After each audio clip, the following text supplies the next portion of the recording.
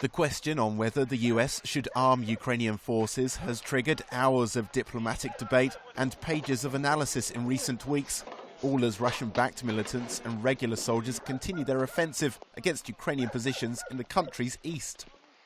Now the head of the OSCE, Europe's rights organisation involved in monitoring events in Ukraine, has waded into the argument.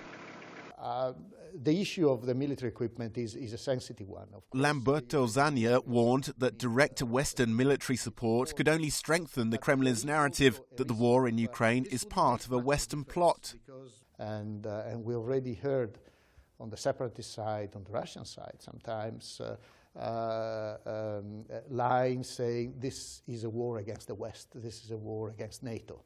And this line will become more robust. It may even lead down the line to a more direct intervention of Russia in this conflict, which is not what we want to see at all. The Organisation for Security and Cooperation in Europe, otherwise known as the OSCE, has struggled to fulfil its mandate of resolving the conflict and monitoring events on the ground in Ukraine. Although observers have failed to witness Russian tanks, rocket launchers and artillery being funneled across the insurgent-controlled border, they do admit militants are always well supplied. They seem to have plenty of ammunition, so the conflict is really continuing, and the availability of weapons and ammunition and fuel doesn't seem to be a problem.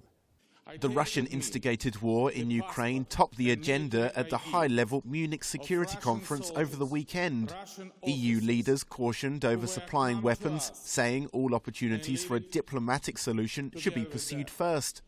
However, top US Republican Senator John McCain has suggested going further, saying that sending blankets and meals to Ukraine don't do well against Russian tanks.